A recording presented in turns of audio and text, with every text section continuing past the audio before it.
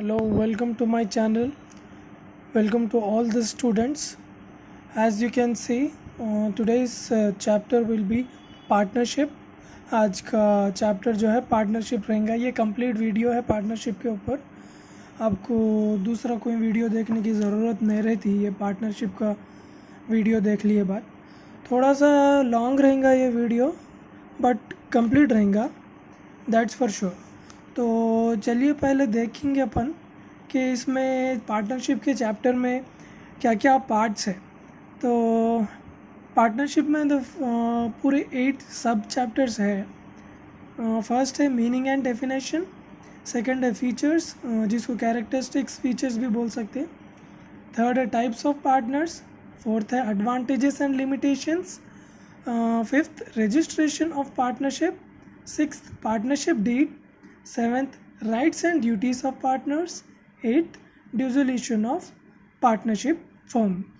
तो ये 8 सब चैप्टर्स हैं. इसको अपन एक के बाद एक कंटिन्यूसली स्टेप बाय स्टेप देख लेते हुए आएंगे. तो पहला है मीनिंग एंड डेफिनेशन. ये तो आप कोई पहली बार तो नहीं सुन रहे शायद. ये पार्टनरशिप, तो ये जनरली ये पार्टनरशिप है क्या, इसका मीनिंग क्या है. तो जैसे कि नाम में ही है इसके पार्टनर्स. तो ये एक टाइप ऑफ बिज़नेस है जहाँ पे दो से ज़्यादा लोग मिलके एक बिज़नेस चलाते, उसको पार्टनरशिप बोलते. It is a form of business where 2 or more people agree to manage and operate the business. A partnership is an agreement between 2 or more people to oversee business operations and share its profits and liabilities. तो जैसे कि अपन अभी से पहले बोल लिए थे कि पार्टनरशिप मतलब जहाँ पे दो या दो से ज़्यादा लोग मिल के एक बिज़नेस से स्टार्ट करते, एक बिज़नेस को ऑर्गेनाइज करते और वो बिज़नेस को चलाते. प्रॉफिट शेयर करते, लॉसेस शेयर करते, कैपिटल लेके आते. जो भी मैनेजमेंट में काम एक्टिविटीज़ है, जो भी काम है करने का, वो सब करते. तो उसको बोलते हैं पार्टनरशिप. और जो बिज़नेस चलाते हैं उसको पार्टनरशिप फर्म बोलते हैं. और जो भी उसके अंदर लोग इन्वॉल्व रहते हैं उसको पार्टनर्स बोलते हैं. तो ठीक है. तो इसका एक अपन के एज इन इंडिया इसको एक स्पेशल एक्ट दी है, इस एक्ट के मुताबिक ही अपन जो है पार्टनरशिप का अगर डीड वो बनाना है या इसका कंपनी के पेपर्स बिज़नेस के जो पेपर्स बनाना है वो अपन बना सकते हैं. तो वो एक्ट क्या है ये आपको क्वेश्चन में पूछ सकता, या तो शॉर्ट में या जनरल ये याद रहा तो अच्छा है. Indian partnership act 1932. तो ये आप लोग याद रख लिए तो अच्छा है. मीनिंग तो अपन अभी डिस्कस करें. पार्टनरशिप बोले तो क्या बोलते हैं, जहाँ पे 2 या 2 से ज़्यादा लोग मिलके एक बिज़नेस चलाते. वो बिज़नेस कुछ भी रह सकता है, या तो सर्विसेज प्रोवाइड करने का, या तो गुड्स बेचने का भी रह सकता. तो चलिए अब अपन देखेंगे इसका डेफिनेशन क्या है. डेफिनेशन तो वैसे फेमस इकोनॉमिस्ट है और उन लोगों अलग अलग अपने अपने हिसाब से डेफिनेशंस देते रहते हैं. तो यहाँ पे अपन ऐसे 2 फेमस इकोनॉमिस्ट हैं, उन लोगों का डेफिनेशन के बारे में देखेंगे कि उन लोगों का क्या बोलना है पार्टनरशिप के ऊपर. तो according to Kimball a partnership और firm as it is often called is then a group of men who have joined capital or services for the prosecution of some enterprise. तो इन ये बोल रहे कि यहाँ पे थोड़े ग्रुप ऑफ मैन मिलके कैपिटल ला के एक सर्विसेज जो भी है चला के एक एंटरप्राइज यानी कि एक बिज़नेस बनाते. तो उसको पार्टनरशिप बोल के इनका डेफिनेशन है वो. और एक है इकोनॉमिस्ट एल.ए. हैने. उन्होंने क्या बोलने का है, the partnership is an agreement between persons having contractual capacity to carry on a business in common with a view to private gain.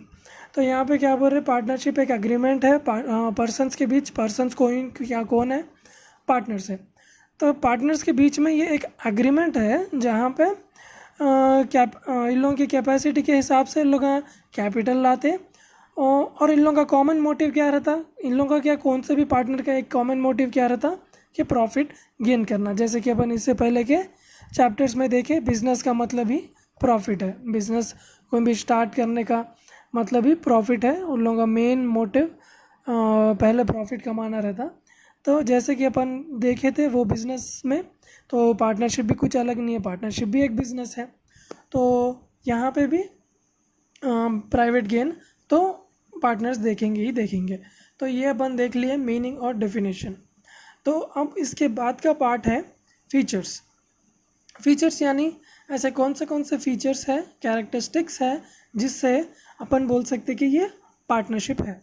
तो अपन वन बाय वन वो देखेंगे अब। तो पहला फीचर है association of person. There should be a minimum of 2 person to constitute a partnership. The person must be competent to enter into a contract. A minor who has not completed 18 years of age is not suitable to become a partner. तो यहाँ पे क्या बोल रहा, मतलब association of person है, person यानी कि पार्टनर्स है, कोई एक है तो उसको पार्टनरशिप तो बोल नहीं सकते। तो यहाँ पे एसोसिएशन ऑफ पर्सनस है यानी कि एसोसिएशन ऑफ पार्टनर्स है। तो जो भी 18 ईयर्स के अबव है उन लोगों पार्टनर्स बन सकते बोल रहा। और यहाँ पे पार्टनर्स में भी लिमिटेशन है कि कहाँ तक पार्टनर्स एक बिज़नेस में आ सकते। तो बैंकिंग सेक्टर जो भी है, जो बैंकिंग से रिलेटेड बिज़नेस अगर करना चाह रहे पार्टनरशिप में, तो 10 मेंबर्स है यानी कि 10 पार्टनर से ज़्यादा नहीं रह सकते बैंकिंग में। वेराज दूसरे बिजनेसेस है तो 20 मेंबर्स तक रह सकते। तो ये इसकी मैक्सिमम कैपेसिटी है। मिनिमम तो आपको मालूम ही है कि 2 रह सकते। तो 2 से ज़्यादा यानी कि 10 तक बैंकिंग बिजनेस में, और 2 से 20 तक दूसरे सेक्टर्स में यानी कि दूसरे बिजनेसेस में। तो अग्रीमेंट सेकंड पार्ट है, यानी कि सेकंड पॉइंट है agreement. An agreement is executed between all the partners to run the business. A contractual relationship arises out of this agreement. तो पार्टनरशिप जब भी शुरू करते पार्टनर्स पूरे मिलके उन लोगों एक अग्रीमेंट करते, अग्रीमेंट बनाते, जिसमें कि ये रहता कि कौन पार्टनर कितना कितना मनी लाता यानी कि कैपिटल बिजनेस में इन्वेस्ट करता, और कौन पार्टनर वो कितना प्रॉफिट मिलने का है, लॉसेस हुआ तो क्या रेशियो में शेयर करना। ये अग्रीमेंट इन लोगों के बीच में एक बने हुआ रहता, जिसके हिसाब से इन लोग जो भी एक्टिविटीज़ है बिजनेस के यानी कि पार्टनरशिप के, इन लोग कैरी आउट करते रहते। तो उसको बोलते हैं अग्रीमेंट, जो कि एक फीचर है पार्टनरशिप का। तो थर्ड पॉइंट है शेयरिंग ऑफ प्रॉफिट्स। तो अभी जैसे अपन अग्रीमेंट में बोले कि रेशियो रहता यहाँ पे लॉसेस का, तो प्रॉफिट्स का भी रहता। प्रॉफिट किसके ऊपर डिपेंड रह सकता है, कैपिटल कौन जितना लाए उसके हिसाब से, या कोई एक्टिव मेंबर है। ये एक्टिव इनएक्टिव ये अपन आगे देखेंगे, मगर शेयरिंग ऑफ प्रॉफिट्स तो पार्टनर्स के बीच में रहता, ये भी एक फीचर है पार्टनरशिप का। तो the partners share profit in an aggregate proportion as per the partnership deed. Profit sharing is an important feature of partnership. A charitable or educational institute does not come under partnership as no profit sharing is involved in it. तो यहाँ पे क्या बोल रहा बोले तो profit sharing एक important feature है बोल रहा, पार्टनरशिप का एक इम्पॉर्टेंट फीचर है बिजनेस का। तो बिजनेस में पार्टनरशिप भी आता, तो इसका भी इम्पॉर्टेंट रहना ज़रूरी है। तो कौन जो भी पार्टनर आ रहे इतना तो तय है कि उन लोग का प्रॉफिट देख के आ रहे। तो ये थर्ड पॉइंट का भी वो कहना है कि उन लोग अपने अपने प्रॉफिट के लिए आते। और चैरिटेबल और एजुकेशनल इंस्टीट्यूशंस जो रहते चैरिटेबल, तो इन लोग ये पार्टनरशिप के अंदर नहीं आते क्योंकि यहाँ पे प्रॉफिट मोटिव नहीं रहता, बल्कि थर्ड पॉइंट का मानना है या कहना है। तो चौथा देखेंगे अपन क्या है, implied authority. Every partner has an implied authority to act on behalf of the firm until and otherwise it is objected by other partners. Every partner is entitled to make purchase and sale, lend and borrow loans and deal with matters relating to employees.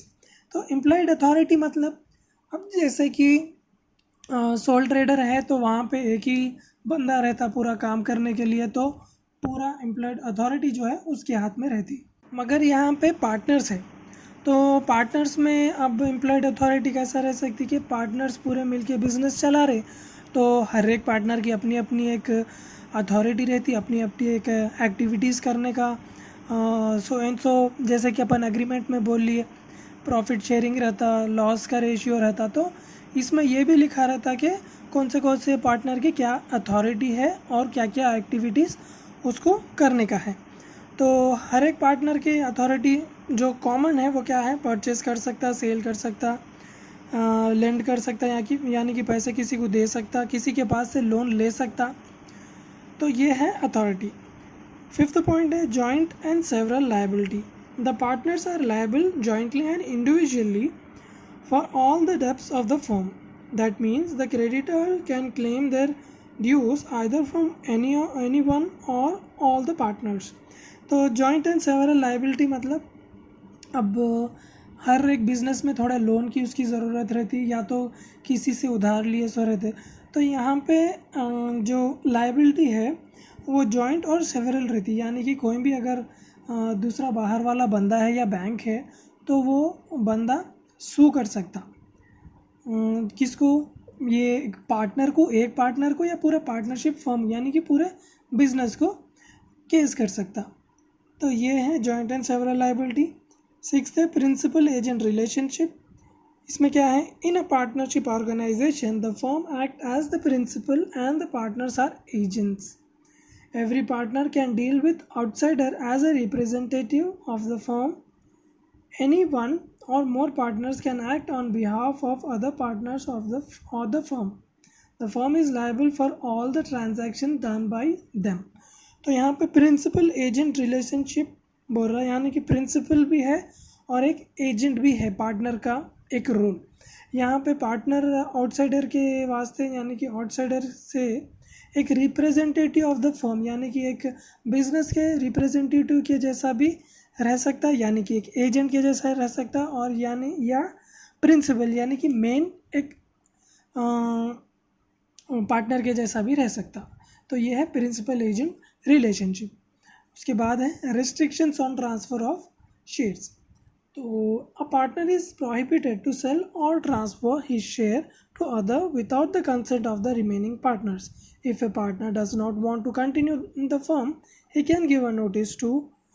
can give the notice for the dissolution of the firm business. Since a partner is an agent of the firm, he can transfer his share unilaterally.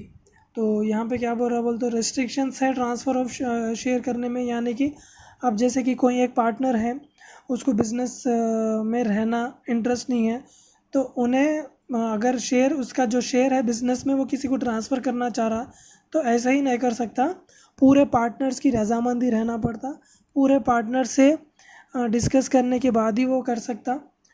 तो ये है एक point. और है mutual trust. The basic foundation of partnership is good faith and mutual trust. Every partner is expected to act honestly and present proper accounts to other partners. There should not be any suspicious between one another. तो यहाँ पे mutual trust ये बोल रहा कि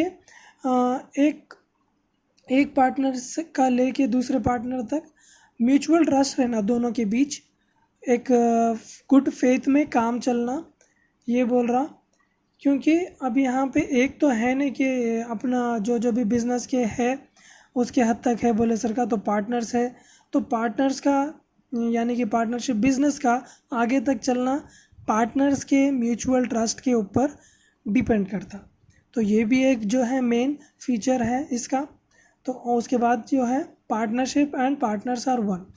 तो अभी जैसे कि अपन एक पॉइंट में देखे थे जॉइंट एंड सेवरल लायबिलिटी में, उसका और इसका सेम एक ही कॉन्सेप्ट है, थोड़े बहुत फ़र्क है, वो क्या है देखेंगे अपन। Partnership and partners are one मतलब अब देखेंगे अपन, partnership and partners are not different in eyes of law. There is no separate legal entity for partnership. No partnership can exist without partners. The right and liabilities of the firm are nothing but the rights and liabilities of partner. As such, the firm is liable for all the debts of the partners in purchase of the business objectives. तो यहाँ पे जैसे कि अपन इससे पहले के point में बोले कि एक पार्टनर भी पूरे बिजनेस को रिप्रेजेंट कर सकता है, या पूरे के पूरे पार्टनर्स मिलके भी रिप्रेजेंट कर सकते हैं। तो partnership and partners are one in the eyes of law. जैसे कि अब कोई अगर केस आ गया, कोई अपने बिजनेस के ऊपर यानी कि पार्टनरशिप के ऊपर कोई भी केस करे, तो वो केस जो है पूरे पार्टनर्स के ऊपर आता, यानी कि पार्टनरशिप और पार्टनर्स दोनों एक ही है बोले सर का। तो ठीक है, उसके बाद है management. The partners have a right to participate in the management of the firm. Anyone or some of the partners can manage the affairs of the firm with the consent of the other partners. Decisions are made after discussing the matters with the other partners. तो management, अब जैसे कि first starting में जब अपन chapter शुरू करें तो वहाँ पे बोले कि पार्टनर्स का मैनेजमेंट एक्टिविटीज़ में भी पार्ट, यानी कि उन लोगों को भी पार्ट लेना पड़ता, उन लोगों को भी काम करना पड़ता। तो वो क्या है क्या नहीं, किसको कितना करना पड़ता, वो तो सब एग्रीमेंट में रहता। मगर मैनेजमेंट में पार्टनर्स को भी एक एक्टिव पार्ट लेना है, वो भी एक फीचर है पार्टनरशिप फर्म का। तो उसके बाद है कैपिटल सब्सक्रिप्शन। कैपिटल सब्सक्रिप्शन यानी कि कौन पार्टनर कितना मनी लेके आ रहे बिजनेस के अंदर। यानी कि अब जैसे कि अब सिंगल बिजनेस है, यानी कि सोल ट्रेडिंग में है, तो एक ही बंदा रहता, उन्हें अकेला ही मनी लाता, उसका अकेले का कैपिटल रहता। यहाँ पे पार्टनर बनने के लिए क्या, पहले तो आपको कैपिटल लाने की ज़रूरत है। तो हर एक पार्टनर का अपना अपना एक शेयर रहता, वो कैपिटल जितना उन लोग लाए उसके बेसिस पे। तो कैपिटल सब्सक्रिप्शन ये हो गया। ड्यूरेशन, अब जब पार्टनरशिप का एक एग्रीमेंट बनता तो जनरली वो थोड़े पीरियड ऑफ टाइम के वास्ते भी रह सकता, या अब अगर एक सीज़न का काम चल रहा तो वो सीज़न के हद तक रह सकता। तो depends on the partner and the partnership business, जो हिसाब की बिजनेस है उसके ऊपर और पार्टनर्स के ऊपर ये डिपेंड होके रह सकता कि कितना ड्यूरेशन चलेगा, कब इसका डिसोल्यूशन यानी कि एंड होगा बिजनेस का। तो ये है फीचर्स ऑफ पार्टनर्स। तो इसके आगे का पॉइंट है टाइप्स ऑफ पार्टनर्स। तो अभी अपन देखें कि कैरेक्टरिस्टिक फीचर्स ऑफ पार्टनरशिप क्या क्या है, तो कौन से फीचर्स रहे तो उसको अपन पार्टनरशिप बिजनेस बोल सकते हैं, वो देखें। तो अब यहाँ पे पार्टनर्स है, अब अपन इससे पहले कि उसमें बोले कि लिमिटेशन है, बैंकिंग में 10 पार्टनर्स रह सकते, दूसरे बिजनेस में 20 तक रह सकते। तो ठीक है, तो ये 10 है, ये 20 है, इतने नंबर्स ऑफ पार्टनर्स है। तो चलो, तो इसमें ये भी रह सकता कि अलग अलग पार्टनर की अलग अलग ड्यूटी, तो पूरे पार्टनर तो एक नहीं रह सकते, तो डिफरेंट पार्टनर्स बिजनेस में रहते, ये अपन देखें। तो वो कौन से पार्टनर है और उन लोगों का क्या क्या काम रहता है बिजनेस में, ये अपन आगे देखेंगे। तो पहला है active partner. The partner who takes active part in day to day activities of the firm is called an active partner. He works in the partnership enterprise in different capacities as a founder, organizer, manager, advisor or a controller. So he is also called a working partner. Active partner को working partner भी बोल सकते हैं, यानी कि ये business के day to day activities में एक्टिव पार्ट लेते रहता, यानी कि काम करते रहता। जो भी डेली के समझ लीजिए कि आपका बिजनेस है फास्ट फूड का, तो उसमें पार्टनर्स है, 5 पार्टनर्स है। तो कोई भी एक पार्टनर जो डे टू डे एक्टिविटीज़ कर रहा वो फास्ट फूड में, उसको बोलते हैं एक्टिव पार्टनर। ठीक है, एक्टिव पार्टनर देख लिए अपन।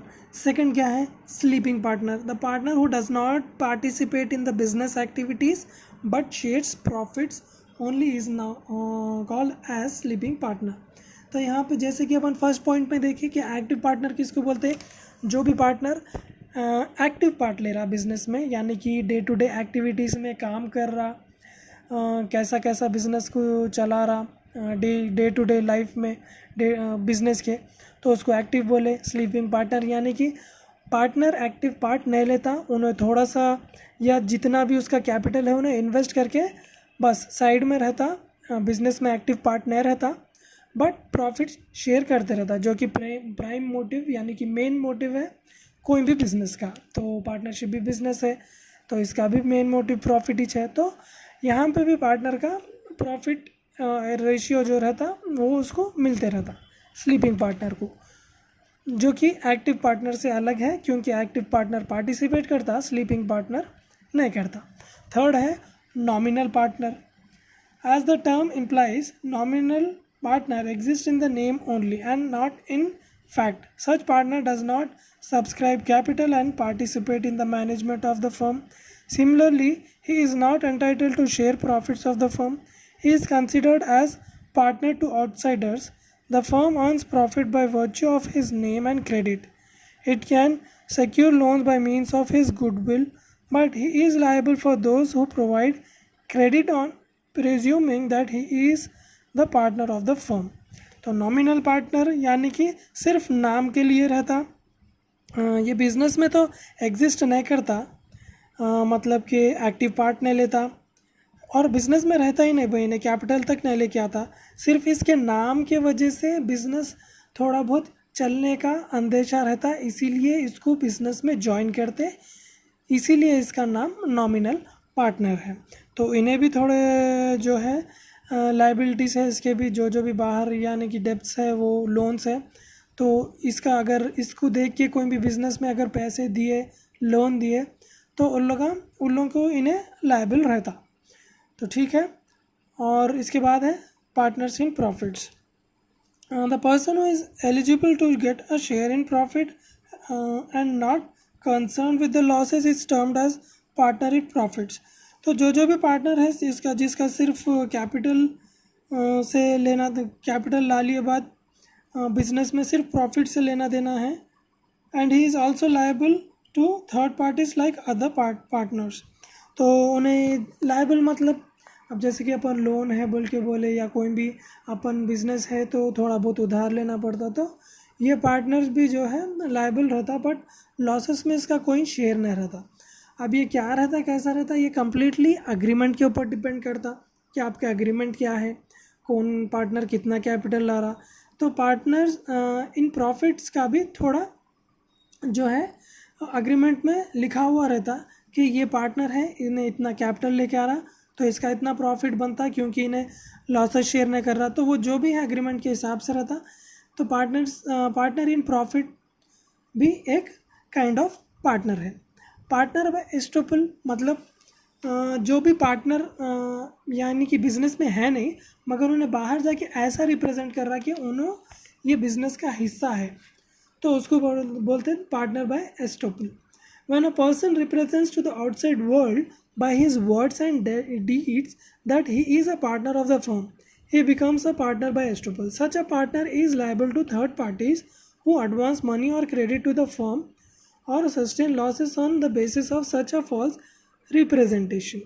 तो यहाँ पे क्या बोल रहा, ये एक्चुअल में बिजनेस में इसका कुछ भी लेना देना नहीं रहता, एक फ्रॉड के जैसा बोल सकते आप, कि बाहर जाके इन्हें पब्लिक में ये प्रचार करता या ये पुकार करता कि मैं ये पार्टनरशिप से बिलोंग करता हूँ, आप कुछ लोन देना है तो मैं खुद हो, ये जो भी करता ये पार्टनर बाय एस्टोपल में आता। और इन्हें बिजनेस में जो भी पार्टनरशिप का मेन बिजनेस है, जैसे कि अब अपन बोलेंगे फास्ट फूड का बिजनेस है, अब इन लोगों के ऊपर इन लोगों का बिजनेस चलते जा रहा, मगर एक थर्ड पर्सन, मैं ये फास्ट फूड का भी मैं भी एक पार्टनर हूँ बोल के बाहर से अगर कोई लोन लिया, जो कि उन्हें है नहीं, पार्टनर तो उन्हें है नहीं, मगर बाहर से कुछ लोन वो उठाया, यानी कि अपने एक्शन से बाहर वालों को ये बता रहा कि मैं एक पार्टनर हूँ, तो उसको बोलते पार्टनर बाय एस्टोपल, मगर उसका मेन बिजनेस में कुछ लेना देना नहीं रहता। तो जो भी पर्सन उसको लोन देता या पैसे देता, तो उन्हें मेन पार्टनरशिप बिजनेस को सू यानी कि केस नहीं कर सकता, ये एक पार्टनर बाय एस्टोपल के अंदर आता, तो उन्हें उसके लिए लायबल रहता जो भी फॉल्स क्लेम कर रहा। तो उसके बाद है partner by holding out. Silence is constructed as half acceptance. If a person is declared as a partner either by the firm और by partners and the person does not deny it, he is deemed as a partner by holding out. तो यहाँ पे तो पहले क्या बोले, खामोशी का मतलब रजामंदी है बोले सर का बोलते देखो। तो अब यहाँ पे भी वही पॉइंट बोल रहा कि पार्टनर बाय होल्डिंग आउट, यहाँ पे एक पार्टनर बिजनेस का जो पार्टनरशिप फर्म है, यहाँ पे या एक पार्टनर या पूरे पार्टनर्स मिलके किसी एक को रिप्रेजेंट करते कि इन्हें भी एक हमारा पार्टनर है। अगर वो पार्टनर उन लोगों के सामने साइलेंट रहा तो उन्हें पार्टनर बाय होल्डिंग आउट हो जाता। अगर उसको जो भी मतलब कहना है उन्हें पार्टनर नहीं है तो जब भी देर एंड देर बोल देना उसने कि मैं नहीं हूँ। अगर वो नहीं बोल के खामोश बैठा हुआ रहा तो आगे जो भी यानी कि सरकमस्टेंसेस होते, अगर लोन्स है डेट्स है तो उन्हें भी लायबल रहता। तो अपन एक एग्जांपल लेंगे। For example the firm Mrs Satyanarayan agency declared Mr. Narasimha Rao as their partner in the presence of Mr. Vishwant. If it is not true, Mr. Narasimha Rao should deny it there and there, then and there.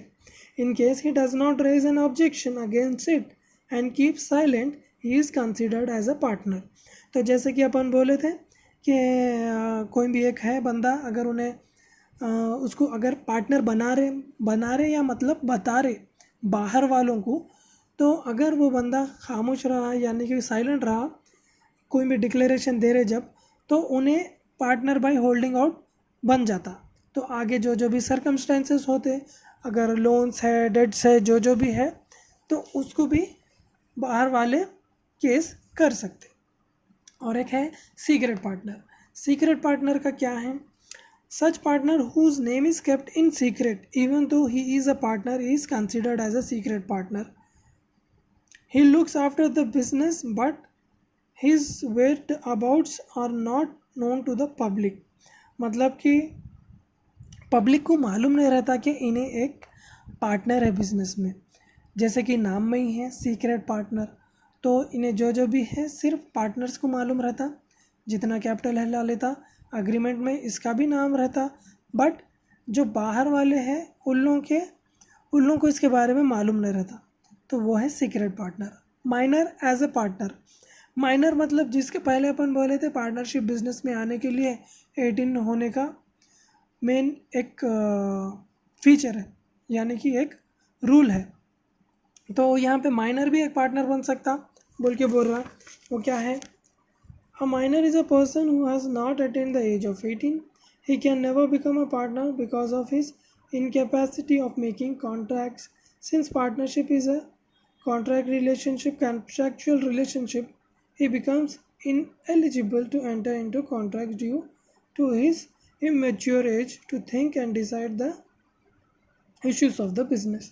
तो minor है उसका certain, अगर समझ लिया उसका as 18 के नीचे है तो उसको पार्टनरशिप में एक्टिव पार्ट तो लेने का वो नहीं रहता। हाँ, अगर वो 18 क्रॉस कर दिया तो उसके बाद से जो भी एग्रीमेंट है या एग्रीमेंट चेंज करने की ज़रूरत रहती, तो उसके बाद उसका जो भी प्रॉफिट है या एक्टिविटी बिजनेस में है वो स्टार्ट होता। तो और एक है sub partner. When a partner makes an arrangement with another person to share his profit, the latter is known as a sub partner. यहाँ पे सब पार्टनर मतलब ऑलरेडी पार्टनर है, मतलब 5 पार्टनर हैं बिजनेस चला रहे, तो उसमें से एक पार्टनर क्या करता, किसी एक बाहर वाले को एक एग्रीमेंट में लाता, एग्रीमेंट में लाके कि मैं तेरे साथ ये प्रॉफिट शेयर कर, तो वही बोल के बोलता। हाँ, उन्हें उसके पास से लोन ले सकता, कुछ भी ले सकता। तो ये जो सब पार्टनर है इसको बिजनेस में कोई हक नहीं रहता दूसरे पार्टनर्स के बीच में। इसका जो भी लेना देना है वो मेन पार्टनर से रिलेटेड रहता, जो पार्टनर इसको बिजनेस में लेके आ रहा, तो इसको बोलते हैं सब पार्टनर। तो यहाँ पे तक अपन देखें टाइप्स ऑफ पार्टनर्स क्या क्या है। आगे देखेंगे एडवांटेजेस एंड लिमिटेशंस, यानी कि एडवांटेजेस और डिसएडवांटेजेस ऑफ पार्टनरशिप फर्म क्या क्या है। लेफ्ट साइड में है एडवांटेजेस और राइट साइड में है डिसएडवांटेजेस यानी कि लिमिटेशंस। तो एडवांटेजेस में फर्स्ट है formation is easy. Why easy? ये पार्टनरशिप में जो है लीगल फॉर्मेलिटीज़ की ज़्यादा ज़रूरत नहीं है, ऐसा कंपलसरी नहीं है, मगर बना लिए तो अच्छा है, इसीलिए इसका फॉर्मेशन जो है इजी है। No legal formalities are required for the formation of the partnership business form. A simple agreement among the partners is sufficient. Even the agreement need not to be in writing but verbal agreement also will do. The registration is not compulsory but optional. तो यहाँ पे ये formation के बारे में जो बोल रहा है कि इजी है। क्यों इजी है कि ज़्यादातर इसके रूल नहीं है कि लीगली इसको बनाना है एग्रीमेंट के हिसाब से। यानी कि अगर आप बना लिए, यानी कि एक पार्टनरशिप बिजनेस में अगर एग्रीमेंट पहले ही बना लिए, रजिस्टर कर लिए, तो वो एक फ़ायदेमंद है। मगर वो बिना बनाए भी आप बिज़नेस स्टार्ट कर सकते हैं। आगे का प्रोसेस आप लोग बाद में भी रजिस्ट्रेशन या एग्रीमेंट जो भी है वो बना ले सकते हैं। तो फॉर्मेशन ईजी है बोल के बोल रहा। एडवांटेज में अवेलेबिलिटी ऑफ मोर रिसोर्सेज। क्यों ज़्यादा रिसोर्सेज मिल सकते बोल रहा है? क्योंकि ज़्यादा पार्टनर्स रहते हैं, ज़्यादा पार्टनर्स हैं तो ज़्यादा लोन या ज़्यादा कैपिटल बिजनेस में ला सकते हैं। इसीलिए बोल रहा कि ये भी एक एडवांटेज है। क्विक डिसीजंस बोल रहा, क्योंकि बिजनेस में पूरे पार्टनर्स एक जगह रहते, एक से एक सब लोग जो भी है एक से एक बातचीत चलते रहती डे टू डे। ये बिज़नेस में ऐसा हुआ, ऐसा नहीं हुआ, जो भी है डेली का डेली चलते रहता। इसीलिए जो भी बिज़नेस में डिसीजंस लेने की जब ज़रूरत रहती, जैसे कि पार्टनरशिप फर्म है तो पूरे पार्टनर्स की रजामंदी रहने की बहुत ज़रूरत है, तो डिसीजंस लेने के लिए जल्दी भी हो सकता। Individual supervision. अब जैसे कि ज़्यादा पार्टनर्स हैं तो एक एक पार्टनर अपना अपना इंडिविजुअल सुपरविजन दे सकता बिजनेस में, देख सकता कि एक्टिविटीज़ क्या क्या चल रहे। अब जैसे कि एक समझ लिए 10 जने हैं बिजनेस में, तो लगा 10 जने एक स्मूथ फ्लो के लिए, स्मूथ बिजनेस रन होने के लिए एक एक एक्टिविटीज़ के ऊपर नज़र रख सकते हैं। तो ये भी एक एडवांटेज है पार्टनरशिप फर्म का। यहाँ पे और एक पॉइंट है रिड्यूस्ड रिस्क यानी अब जो भी लॉस है, अब जैसे कि सोल ट्रेडिंग है, सोल ट्रेडिंग में क्या है, अगर लॉस आया तो एक ही बंदे को पूरा बेयर करना पड़ता। हाँ, प्रॉफिट आया तो पूरा उसका ही रहता, मगर लॉस आया तो ज़्यादा रिस्क है वहाँ पे। यहाँ पे पार्टनरशिप में अगर 5 है 10 है, अगर समझ लीजिए कि 10 लाख अगर लोन आया या लॉस आया तो एक एक पार्टनर के ऊपर 1-1 लाख आता, यानी कि रिस्क कम हो रहा। ये भी एक एडवांटेज है। फ्लेक्सिबिलिटी इन एक्टिविटीज़ जो भी डे टू डे बिजनेस में रहते, इसमें फ्लेक्सिबिलिटी हो सकती, क्योंकि एक पार्टनर नहीं है तो दूसरा कर लिया, दूसरा नहीं है तीसरा कर लिया, और एक काम दूसरा पार्टनर काम बदल सकते। पार्टनर्स एक दूसरे के बीच में अपना अपना काम बांट सकते या दूसरा काम कर सकते। ये एक फीचर है या ये एक एडवांटेज है पार्टनरशिप का। Maintenance of secrecy. ये पार्टनर्स जो हैं एग्रीमेंट में आते हैं, और जैसे कि अपन बोले कि एग्रीमेंट में या बिज़नेस शुरू करते तो इन लोगों का सीक्रेसी मेंटेन करना भी ज़रूरी है। ठीक है, हर एक बिज़नेस के अपने अपने सीक्रेट्स रहते जो कि वो बाहर रिवील नहीं करते। तो यहाँ पे पार्टनर्स एक एग्रीमेंट में आते, इसीलिए उन लोगों का सीक्रेसी मेंटेन करना ईजी है बोल के बोल रहा। ठीक है, प्रोटेक्शन ऑफ माइनॉरिटी इंटरेस्ट। ये क्या है, जो भी माइनर है बिजनेस में वो इजीली अपने एक्टिविटीज़ भी कर सकता है। यानी कि अब जैसे कि माइनॉरिटी मतलब अब बिज़नेस में, एक पार्टनरशिप बिज़नेस में हर एक पार्टनर इक्वल अमाउंट लाना बोल के ज़रूरी तो नहीं है। तो कोई पार्टनर रह सकता जो माइनॉरिटी जो थोड़े अमाउंट लेके आया, तो उसका भी इंटरेस्ट जो है बिज़नेस में बना हुआ रहता। ऐसा नहीं है कि उन्हें कम लाया तो उसका जो है बिज़नेस में जो भी इंटरेस्ट है या उसके राइट्स और ड्यूटीज़ जो है कम होते। उसका प्रॉफिट मार्जिन अलग रह सकता, लॉस का अलग रह सकता रेशियो, बट उसके भी इंटरेस्ट के ऊपर एक प्रोटेक्शन रहता। ये भी एक एडवांटेज है। और एक है डायरेक्ट रिलेशंस विद कस्टमर्स। यहाँ पे जैसे कि बहुत से पार्टनर्स रहते तो उन लोग थोड़े रिप्रेजेंटेटिव के जैसा भी काम करते, जैसे कि अपन इससे पहले ही बोले। तो इन लोगों का कस्टमर से डायरेक्ट रिलेशनशिप रहता। जितना डायरेक्ट रिलेशनशिप एक बिज़नेस का कस्टमर से रहा उतना अच्छा रहता। तो ये भी एक एडवांटेज है। Scope of expansion. अब पार्टनरशिप फर्म है, अब बिज़नेस चल रहा, अगर बहुत अच्छा हो गया तो अब इन लोग ब्रांचेस भी डाल सकते हैं। एक्सपेंशन का स्कोप है इसके अंदर, ये भी एक एडवांटेज है। तो ये थे एडवांटेजेस। अब थोड़े डिसएडवांटेजेस क्या है वो भी देखेंगे। Disintegration among partners. तो ऐसा ज़रूरी तो नहीं है अब पार्टनर्स आए जो अपन पार्टनर सेलेक्ट करें उन लोग पूरे एक ही मतलब जो भी अपन सेलेक्ट कर रहे एक पार्टनर को, अब उन्हें आता तो भाई सही में एक कॉमन सोच बता के आता, मगर उसका अंदर के क्या फीलिंग्स है, अगर वो बिजनेस में कुछ ट्रबल ला रहा, ये अपन नहीं बोल सकते। तो उसमें एक पार्टनर का, अच्छे पार्टनर का सेलेक्ट करना भी वो है, एक इम्पॉर्टेंट पार्ट है। अगर नहीं करे तो वो भी एक डिसएडवांटेज हुआ। ठीक है। लिमिटेड रिसोर्सेस, ये लिमिटेड रिसोर्सेस अपन यहाँ पे बोल लिए कि एडवांटेज में ज़्यादा रिसोर्सेस आ सकते, मगर यहाँ पे डिसएडवांटेज में क्या बोल रहा कि लिमिटेड। क्यों लिमिटेड? जैसे कि एक नंबर दिया, बैंकिंग सेक्टर में 10 लोग, दूसरे बिजनेसेस में 20, तो वो 10 और ये 20 तो एक लिमिट है। तो हर पार्टनर इतना इतना पैसा लाना, वो एक लिमिट है, तो वो लिमिट वहाँ आके रुक रही।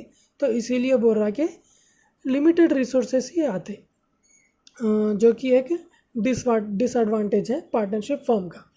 तो अब जब अपन एडवांटेज कंपेयर कर रहे हैं, एडवांटेजेस जो भी है कंपेयर कर रहे हैं, एडवांटेजेस अपन ज़्यादातर जो है नीचे वाले बिजनेस से कर रहे हैं, यानी कि सोल ट्रेडिंग से कर रहे हैं।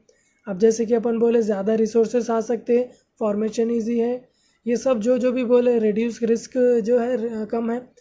तो एक नीचे वाले से कंपेयर करके अपन एडवांटेज बताए, तो यहाँ पे एक ऊपर वाले से, यानी कि पार्टनरशिप से ऊपर क्या आता है, एक कंपनी आती, जॉइंट स्टॉक कंपनी, जो कि अपन आगे के चैप्टर्स में देखेंगे। उससे कंपेयर करके यहाँ पे अपन डिसएडवांटेजेस बता रहे। ठीक है। इंस्टेबिलिटी, जो कि थर्ड डिसएडवांटेज है। स्टेबिलिटी मतलब अब जैसे कि एक हिसाब से बिजनेस चलते जा रहा, तो वो ज़रूरी नहीं है वो हिसाब से चलते जाना, कौन से भी पार्टनर को कुछ भी हो सकता, यानी कि एक पार्टनर डाई हो सकता, यानी कि मर सकता, इंसॉल्वेंट हो सकता, यानी कि उसको काम करने की कैपेसिटी चले जा सकती। तो ये जो है इंस्टेबिलिटी है, ये कभी भी बिजनेस में आ सकता, तो ये एक डिसएडवांटेज है बोल रहा। Danger from implies authorities. अब जैसे कि अपन यहाँ पे देखे थे, क्या बोले थे यहाँ पे एक पॉइंट में, इंडिविजुअल सुपरविजन और इंडिविजुअल अथॉरिटी। तो ये पॉइंट में क्या है, डेंजर फ्रॉम इम्प्लाइड अथॉरिटी में, इन the partnership system the act of a partner bits the other partners. Every partner has an implied authority to deal with outsider on behalf of the firm. On the pretext of this authority, some partners may act negligently and dishonestly. As a result, the honest and efficient partner may be required to pay the penalty for the losses. अब यहाँ पे क्या बोल रहा है, danger from implies authority. अब जैसे कि अपन यहाँ पे बोल लिए कि इंडिविजुअल सुपरविजन में अथॉरिटी रहती सबकी अपनी अपनी काम करने की, तो बाहर कस्टमर से डील करना है। अगर कोई अपना अथॉरिटी सीधा नहीं करके कुछ भी फॉल्स क्लेम करा या चीट करा, तो दूसरा पार्टनर जो कि एक फेथफुल काम कर रहा, तो उसको भी इसकी भुगतना पड़ता। ये एक पॉइंट बोल रहा, ये जो कि डिसएडवांटेज है। और एक है unlimited liability. The liability of the partner is unlimited in case the firm runs into losses. The partners have to sacrifice the private properties to meet the claims of the business. यहाँ पे unlimited क्यों बोल रहा, जहाँ पे वहाँ पे limited बोला।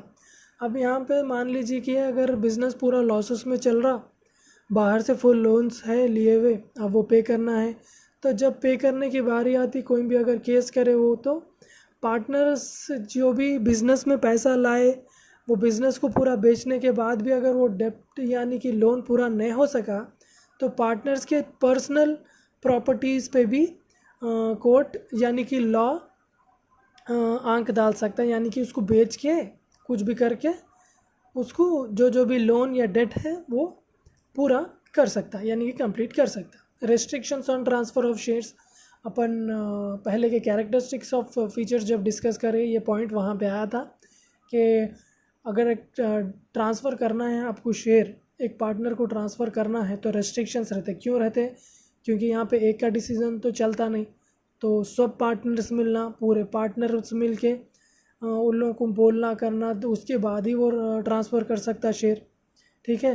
डिले इन डिसीजन मेकिंग, अपन वहाँ पे क्या बोले थे, पार्टनर रहते डे टू डे एक्टिविटी में साथ देते रहते तो डिसीजन रहना इजी रहता बोल के बोले थे, मगर यहाँ पे डिले हो रहा क्यों हो रहा, क्योंकि ज़्यादा पार्टनर्स है, ज़रूरी नहीं है पूरे के पूरे पार्टनर्स एक ही जगह रहना।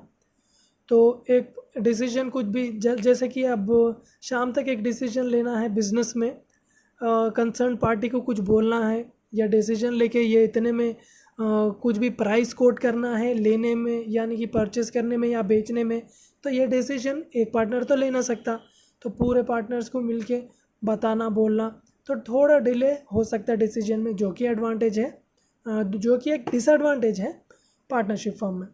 रिड्यूस पब्लिक कॉन्फिडेंस, ये क्या है, जो भी पब्लिक है, a firm does not publish account, all matters are kept in dark, therefore public is not aware of its affair.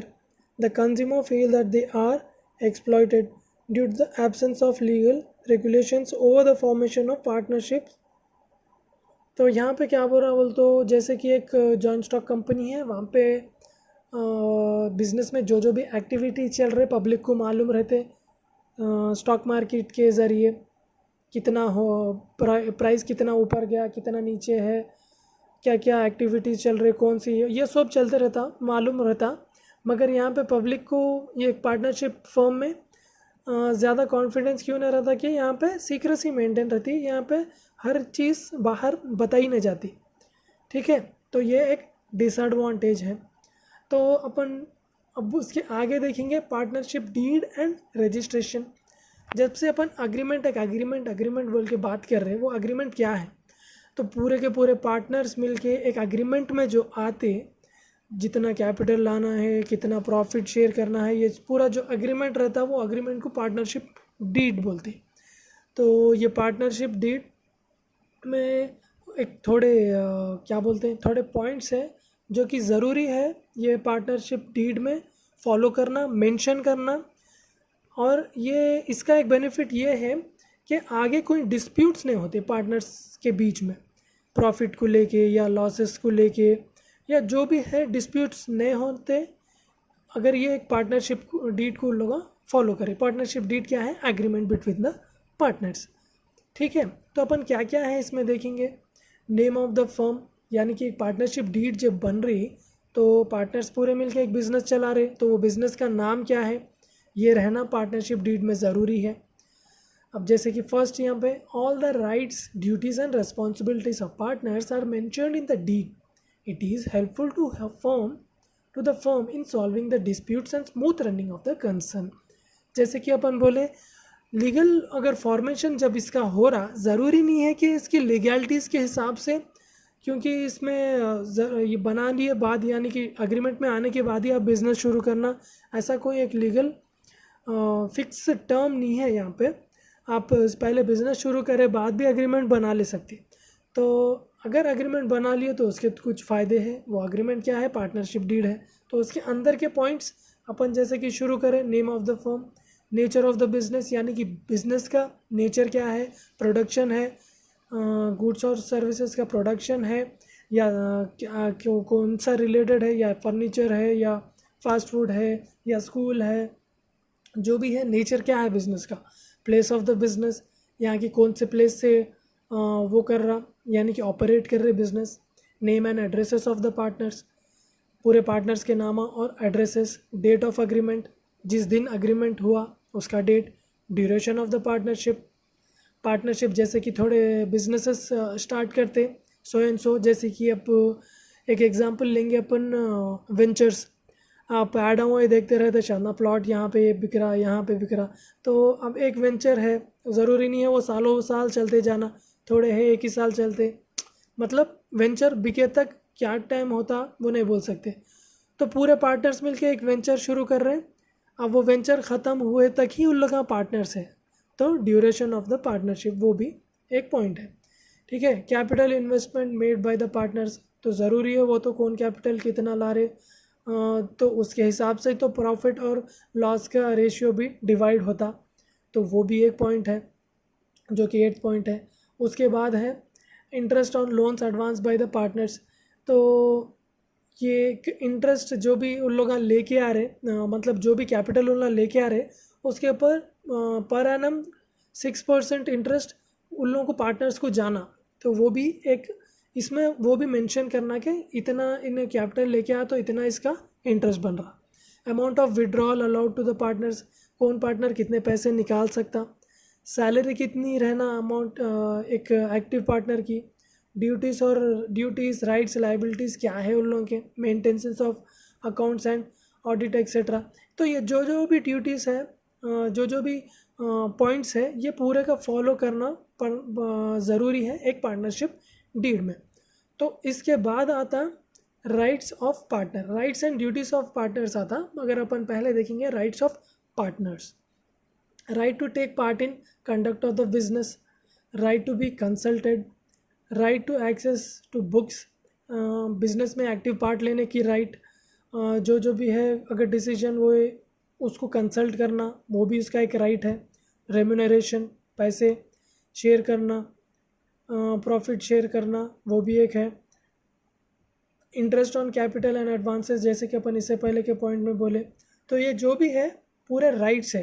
तो ये पूरे राइट्स एक पार्टनर के रहते बिजनेस में, ठीक है। जैसे ही ये राइट्स रहते ये सो राइट्स, आपको एक पॉइंट देख लिए तो समझ में आ जाता। इसके ऊपर अलग से बोलने की मेरे को तो ज़रूरत नहीं दिख रही। अगर आपको है इसका फिर से अलग समझाना तो आप बोलिए, मैं इसका फिर से अलग से एक वीडियो भी बनाता हूँ, क्योंकि ये वीडियो बहुत लंबा हो जा रहा, ठीक है।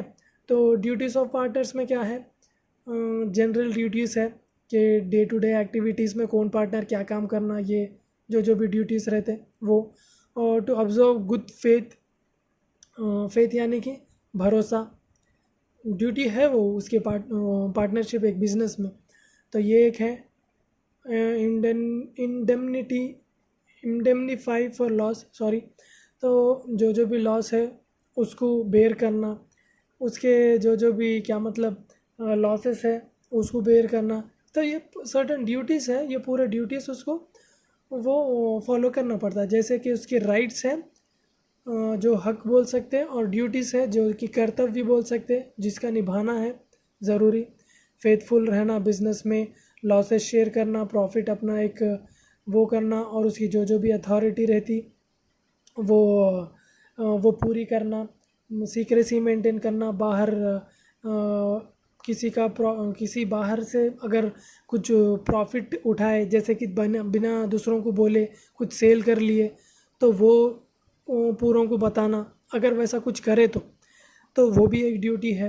पहले तो वैसा नहीं करना, अगर हो गया कर दिए तो दूसरे पार्टनर्स को बताना कि बिज़नेस में इतना पैसा दूसरी तरफ से आया, ऐसा सब बताना, ये भी ड्यूटीज़ है।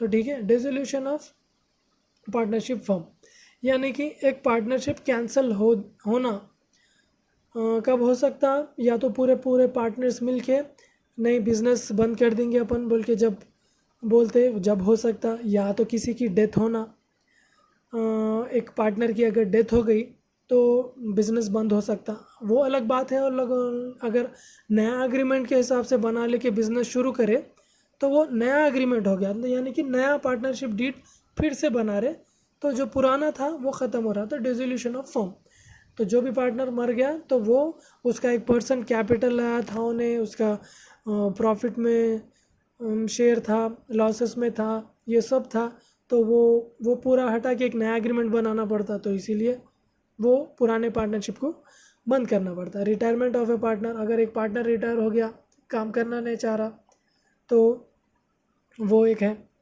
तो completion of the deal if the partnership is establish for that.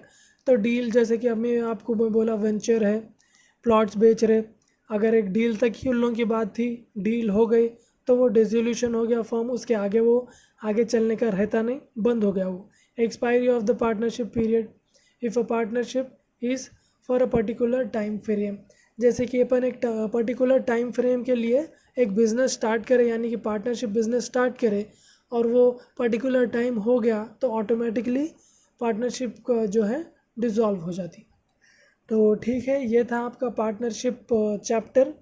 Hope आपको समझ में आया। अगर आपको जो भी डाउट आ रहा, कौन सा भी एक पॉइंट लेके या कौन सा भी एक सब चैप्टर लेके आप जो अगर कोई क्वेश्चन है आपके माइंड में तो आप बेझिझक कमेंट बॉक्स में पूछ सकते हैं। मैं आपका कमेंट्स का यानी कि क्वेश्चंस का ज़रूर रिप्लाई देता हूँ।